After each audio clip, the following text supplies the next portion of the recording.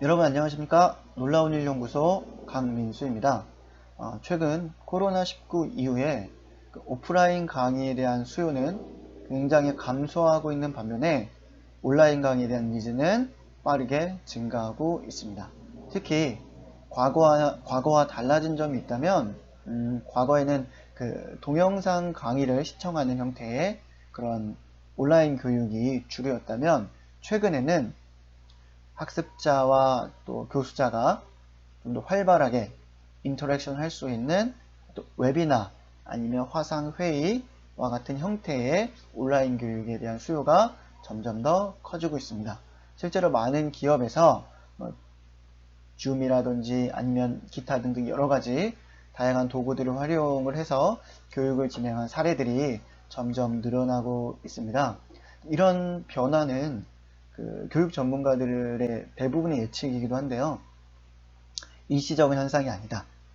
네, 그래서 오프라인 교육이 코로나19로 인해서 잠시 주춤하면서 잠깐 온라인 교육이 활성화되는 그런 일시적인 현상이 아니라 이젠 교육의 어떤 트렌드가 오프라인 중심에서 온라인 쪽으로 옮겨가는 그런 계기가 되는 시점이다 라는 예측을 하는 분들이 상당히 많습니다.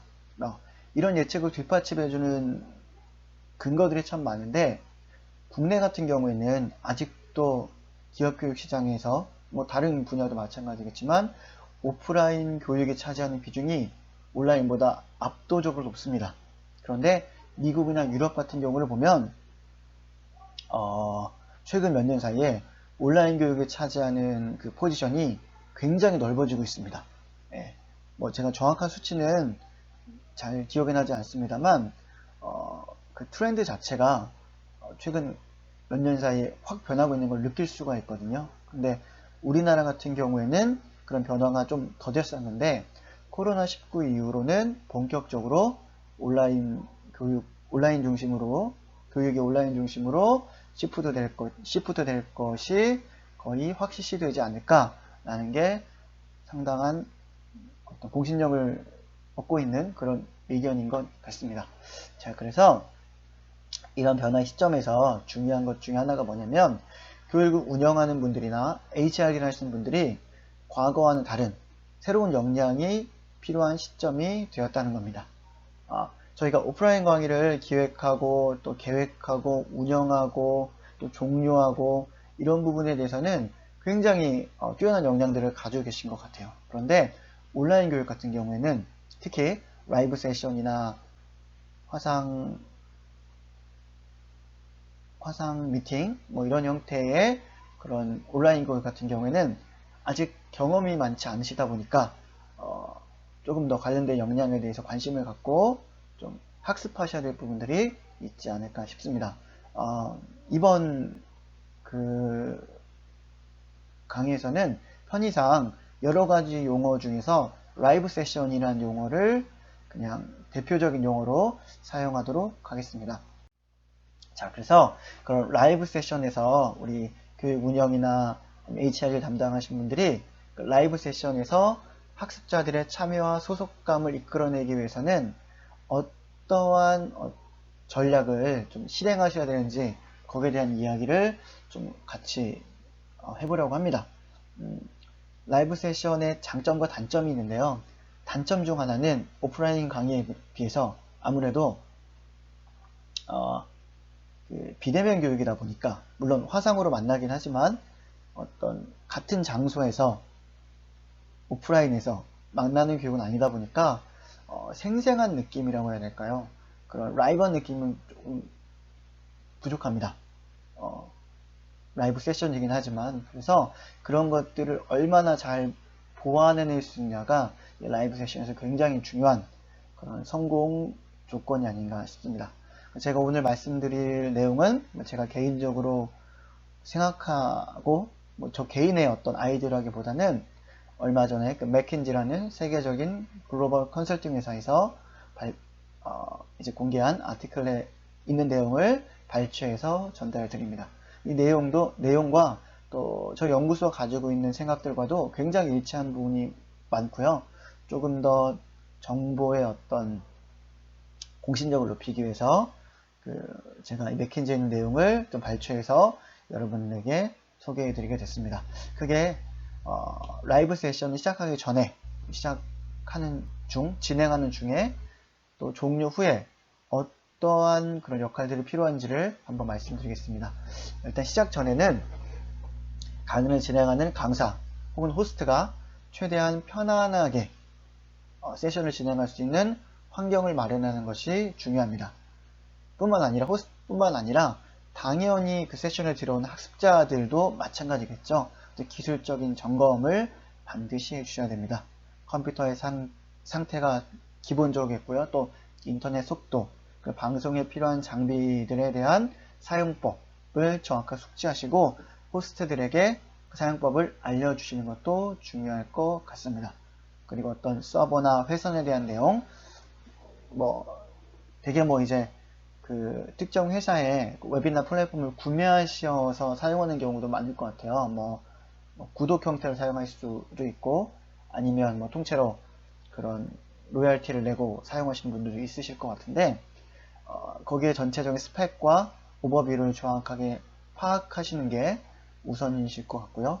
거기에 맞춰서 최대한 라이브 세션이 편안하게 진행될 수 있는 환경을 점검하시는 게 중요할 것 같습니다. 그리고 우리나라의 어떤 기업 교육 강의를 하시는 교수자분들이 아직 이런 라이브 세션에 익숙하지 않은 분들이 많을 수가 있습니다. 그래서 여러분만 알고 있는 것이 아니라 그 컨텐츠 제공자, 호스트가 이 라이브 세션에서 자기가 가지고 있는 역량을 최대한 발휘할 수 있도록 그런 편안한 진행 환경을 사전에 조성을 하고 그분과 좀 더 커뮤니케이션을 세션 시작 전에 조금 더 많이 오프라인 경우보다 훨씬 더 많이 해주셔야 될 것 같습니다. 그리고 학습 참여자들이 이제 라이브 세션에 들어오도록 해야 되는데 라이브 세션에 들어오게 하기 위해서는 세션의 참여 방법부터 해서 기본적인 기능들을 참여자들에게 이제 사전에 안내를 해줘야 합니다. 그래서 그런 안내를 하실 때 조금 사고를 하셔서 어떻게 하면 학습자들이 그 라이브 세션에 들어오기까지 최대한 단순하고 심플하게 그 과정과 그 여정을 느끼게 할 수 있을지 그런 고민들을 여러분이 가지고 있는 루트, 인트라넷을 통한 공지가 될 수 있을 것 같고 메일을 통한 공지가 될 수 있을 것 같고 아니면 차내 게시판이 될 수도 있고 여러 가지 채널을 통해서 이런 라이브 세션에 대한 공지와 접속 방법 그리고 세션 진행에 필요한 여러 가지 진행 방법, 참여 방법들을 전달해 주셔야 되는데 그 부분에 대해서 아무래도 아직 익숙치 않은 분들이 많이 있을 수 있으니까 충분히 검토를 하시고 정확하게 안내해 주시는 것도 세션 시작 전에 여러분이 꼭 해주셔야 될 일이라고 생각합니다. 자, 그 다음 뭐냐면 세션을 시작하는 강사가 이제 강의를 진행할 때 이게 그 온라인 세션의 라이브 세션의 특징 중 하나가 채팅이나 여러 가지 기능들이 강의와 동시에 진행이 됩니다. 그래서 이 토론이 제대로 활성화된다면 교육적 효과가 굉장히 좋은데 이게 또 이 토론이 활성화되지 않으면 그냥 일방적인 강의를 듣는 것, 화상으로 온라인 강의를 듣는 것처럼 약간 밋밋해질 수가 있습니다. 그래서 강사가 강의를 진행할 때 어떻게 하면 토론이 활성화되고 강사와 그 학습자들이 최대한 커뮤니케이션을 많이 해서 원하는 정보를 얻어갈 수 있도록 그 중간에 조정하는 역할을 어떻게 수행할 것인지 거기에 대한 전략을 잡는 일을 세션 시작 전에 해주셔야 될 것 같습니다. 진행 중에는 일단은 참여자들이 세션에 집중할 수 있도록 해주는 게 가장 중요한 역할이실 것 같습니다. 저도 이제 라이브 세션을 한번 진행을 해보고 참여를 해보면 처음에는 학습자들이 굉장히 집중도 잘하고요. 참여도 굉장히 열심히 합니다. 왜냐면 이게 되게 신기하거든요. 처음 해보는 세션이다 보니까 신기하기도 하고 재밌기도 하고 그러다 보니까 세션에 적극적으로 참여를 하는데 시간이 지날수록 점점 더 참여도와 몰입도가 떨어집니다. 자, 그랬을 때 이런 학습자들의 학습 곡선이 어떻게 변하는지 여러분이 감안하셔서 세션에 최대한 참여할 수 있도록 세션 진행 중에 뭐 주로나마 채팅을 통해서 그 기능을 해주셔야 될 것 같은데, 학습자들이 집중하도록 중간에서 계속 지속적인 개입을 해주시는 것도 중요할 것 같습니다. 아니, 강사, 호스트는 아무래도 강의에 집중을 하다 보니까 그 참여자들의 어떤 실시간으로 달라지는 여론이나 질문들을 확인을 못할 수가 있어요. 그냥 강의에 집중하다 보면. 근데 그런 것들을 체킹을 해서 참여자들의 어떤 상황을 확인하고 또 집중하도록 도와주는 역할을 우리 운영자분들이 해주셔야 됩니다. 그리고 가능하면 참여자들이 다 웹캠을 켜고 본인의 어떤 그 얼굴을 그 플랫폼 안에서 본인 얼굴이 나오도록 해주시는 게 중요한데, 왜냐면 그 비디오를 켜고 학습자들의 얼굴이 나왔을 때 운영자가 그 학습자들의 상황을 제대로 파악할 수가 있고요.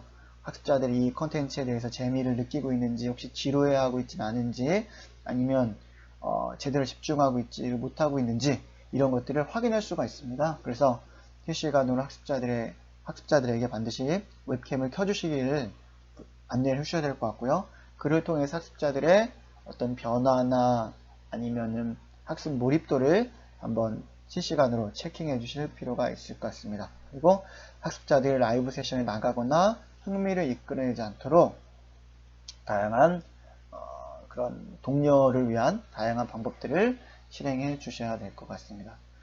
이 라이브 세션의 특징 중 하나가 실시간으로 의견이 학습자들과 강사 그 운영자가 실시간으로 의견을 교환할 수 있다는 겁니다. 채팅을 통해서. 그래서 이 기능을 얼마나 잘 살리느냐에 따라서 교육 만족도가 달릴 수가 있고 얻어갈 수 있는 것이 달라질 수가 있습니다.